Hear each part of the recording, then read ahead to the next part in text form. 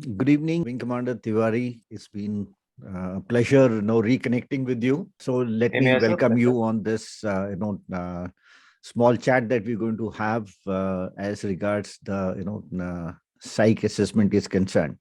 So welcome on my channel. Thank you so much, sir. And it's my pleasure to be with you once again after, I think, about 10 to 12 years, or maybe more than that. Almost 13 years, I think, 2009. Yeah. Nine, 8, 9. Yes, yes. What I have been, seeing among the candidates, I've been guiding the candidates for almost now more than 10 years. Since my retirement from DIPR, it has been almost about 9 years that I have been at it. And a lot of candidates have gone through. The thing that concerns me is about fixed notions that the candidates have. So half of my time and effort goes into unmasking the candidates' learnings. I would just request you to share your perspective as far as the psych test in particular and in general as far the SSB is concerned. So you also take out time, I understand, to keep guiding the students from your outside your schedule. So let's start by saying what exactly is the nature of the candidates today, because there is a lot of material, lot of stuff on the social media, on the YouTube, which is definitely impacting the impressionable minds. Sir, nowadays, whatever I have seen is that, yes, candidates who come to me, they are motivated. There is no doubt in it. Mm. They want to be a part of armed forces. And in their pursuit of getting recommended from SSB, okay, so there are a lot many channels, YouTube channels, I will say.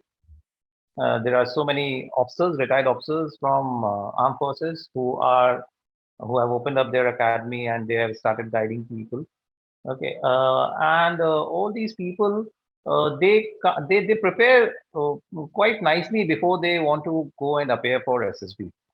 Now, what happens in this is that most of the YouTube channels, which I've also seen, okay, most of the YouTube channels are unfortunately being run by those people who go to SSB and their only credential to guide is that they have been to SSB 10 times and they have not got recommended.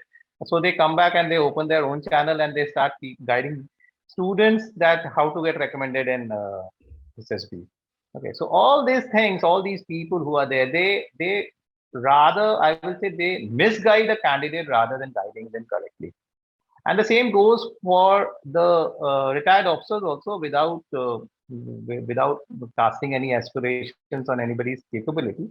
My perspective is that the guidance can be given to a candidate only and only by an assessor who has been to SSB sometimes in his service career, because the minute details which an assessor looks for in a candidate can only be known to a person who has been an assessor in a service career. Other than that, whosoever guides, actually, I will say that it's a misguidance rather than a guidance. Okay. General things which are being told: be positive, be optimistic, be natural. Yes, okay. Everybody knows all these things. But how to show your OLQ? Because the entire game plan in SSB is to showcase your OLQ, officer like quality is what we call it. Okay, the entire performance is gauged on these 15 OLQs only. And how to showcase them is what a person has to learn. He should not learn, he should not mug up stories, or he should not mug up sentences and go and somehow get connected to the stimulus to which he has prepared and the stimulus which has been shown and thereafter right. So what happens in the bargain is that he ends up deteriorating his performance rather than doing something positive about it. So this is where the candidates go wrong. Okay, and this is what I see. So what you said just now, that it is rather more of fun learning a candidate than to make him learn some good thing. Okay, which I also feel is absolutely correct. And anybody who who is watching this video and who wants to be an officer in armed forces, he or she is most welcome to go for guidance. I don't deny it. But please go to a person who has been an assessor, because he is the only person who can guide you correctly. No one else can do it. Maybe he must have had a service career of say 30, 40, 35 years of service career. Okay, and after that he is opened up. He will be able to tell you something, but not everything to the minutest of the detail, jitna ki an assessor can tell you. No, that's you're right. See, while the intention is not in doubt as far as guiding the people are concerned, but what is perhaps a little damaging as far as the candidate's mindset is concerned is then um, not understanding the nuances. Even I'll go to the extent of saying even certain definitions of the OLQ that we talk of, say, initiative. Till the time I had not done my course in the DIPR, I had a different notion of initiative, right? जो कि अक्सर बाहर भी यही होता है, छुत्री छोड़ दो एकदम, that's what कि आपने शुरू कर दिया कुछ और उसके बाद में you have abandoned that ship. Not taking that, initiating that action and taking it till the right conclusion. Yes. So this aspect, I've had to inculcate in even the assessor, since I was the training head there in DIPR. So there are these minor things which perhaps the assessors are aware of, and maybe others may not understand these nuances. So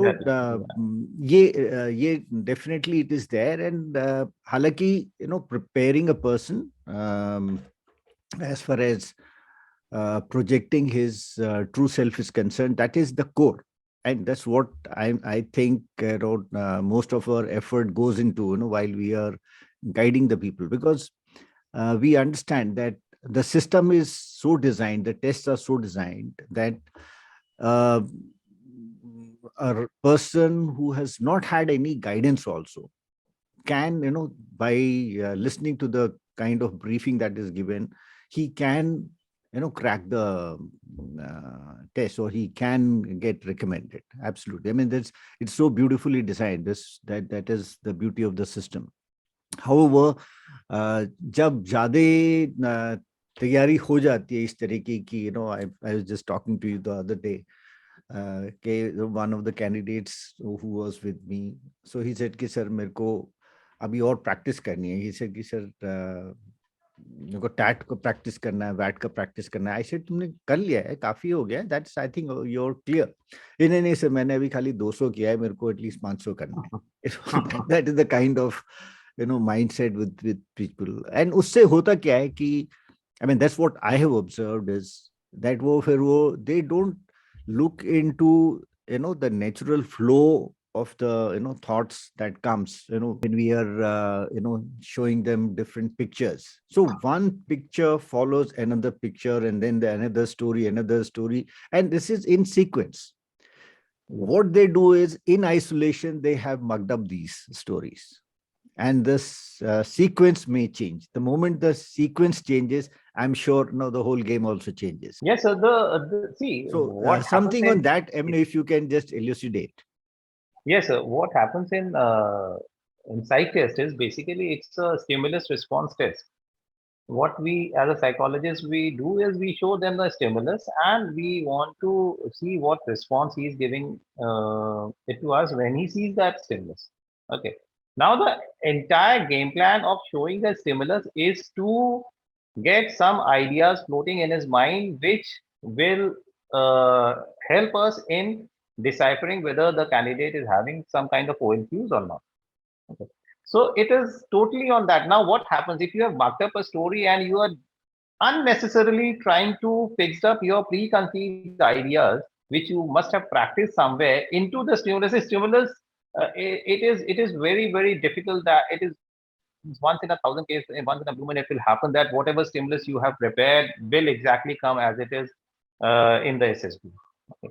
So what happens in this is that in the bargain, what he has prepared, okay, now he tries to somehow adjust that story into the stimulus which has been shown, and here he goes wrong, because what happens, it can work on one story, maybe two stories, but when the stress increases as you move on, okay, from first story to second to third to fourth, and that is why we are having 12 stories which he has to write.